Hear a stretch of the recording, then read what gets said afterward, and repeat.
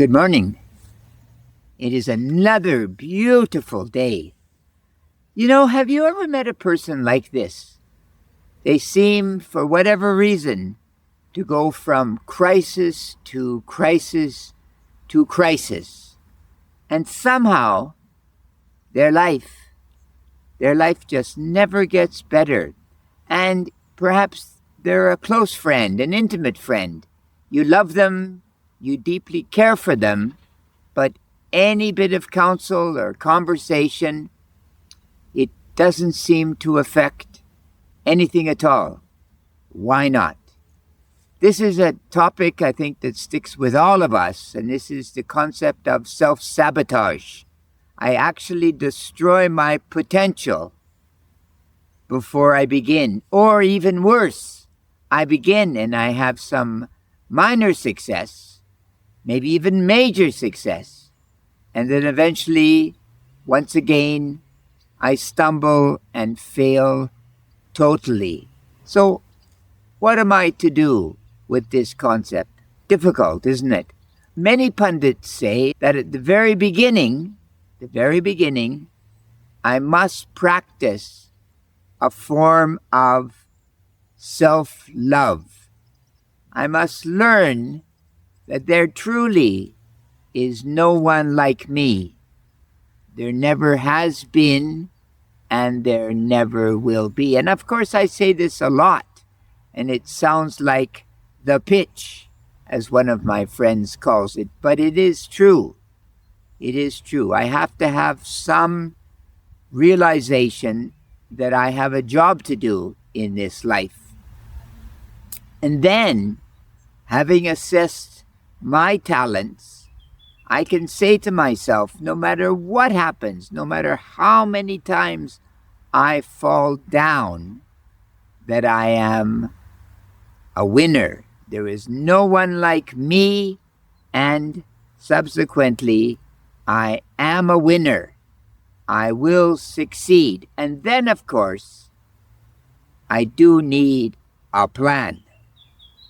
Wow. That's a scary thought, isn't it, when I'm 20 or 22 years old? I have no idea what my life plan, quote unquote, should be. But that's okay. Truly it is. Because given that you have a notebook, I always talk about the notebook. Sorry. Given that you have a notebook, begin to write to yourself and become observant in all of this. Look out for the bugs, the bees, the other people, the social interactions. Calm yourself. Now, some of us, and I've experienced this myself, some of us have an inner anger, whatever that is. I'm angry at being me, and I'm angry at being alive. I'm angry at being me. I was watching a very troubling program the other day on people that contemplate suicide, legal suicide as you can do it in Canada and others jurisdictions, and perhaps people that just want to commit suicide, period. And the biggest thrust to all of this, the biggest concern was they didn't feel worthy to be alive in many cases. And yes, a lot of people have medical issues, as we all do. As you age, you'll have your own, I'm sure. I have mine. What do you want out of your life? And the average person will say, I want to be happy, of course.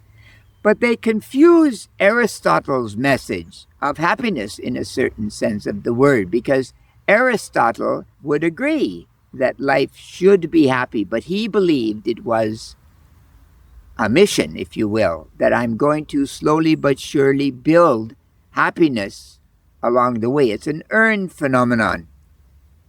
So in your mission, you realize that, gosh, I gotta put in the time, right? And you will stumble and you will fall down. Now, there is a phase in this self-sabotage, if you will, called trauma. And this is really the division between the people that will lead successful lives and those that will ultimately fail. When you experience trauma, it could be a loss of a love. The great love of your life has walked away and met someone else. It could be something financial. You failed at some business venture and lost all your money. It could be perhaps you've had a medical condition at one point. Either way, you have to say to yourself that there will be another day. Given that I continue to survive in this consciousness, there will be another day. It will get better. So I think a big factor in self-sabotage is the realization of the so-called serenity point. At some point, I will come to a time that I am at peace and fully contented. Fully contented. Then going on from this, I will then realize that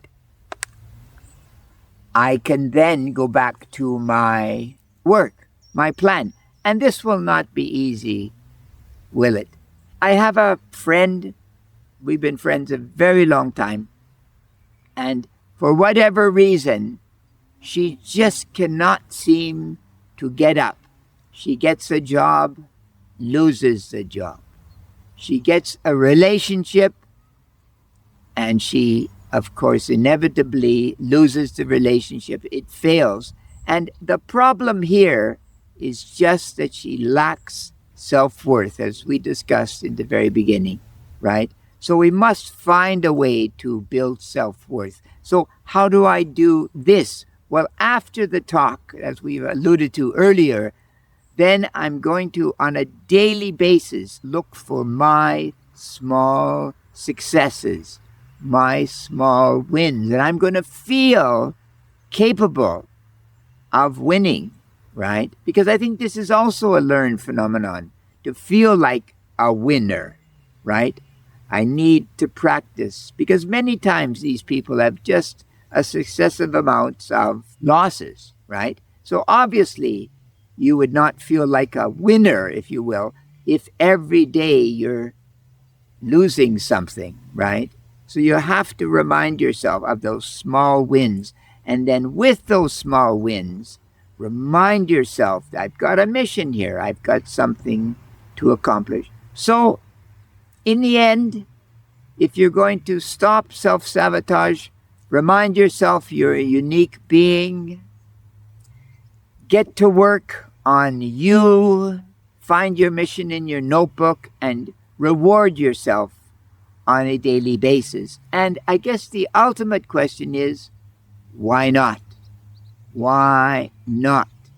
Because all of us, for the most part, are independent beings. We're fairly intelligent, most of us. 10% are foolish, 5% are brilliant. The rest, they're just like you and me, right? Going through our own frustrations and our struggles. But remember the light, the serenity point. You're going to get through all this. You're going to be successful. You will. Don't give up. Don't give up on life, ultimately. That's the point. If you really want to stop self-sabotage, believe in yourself. And why not, like I just said, right? So think about this. You're important. The world needs you. Don't forget this. The world needs you to contribute to the greater good, right? You're special. You're special.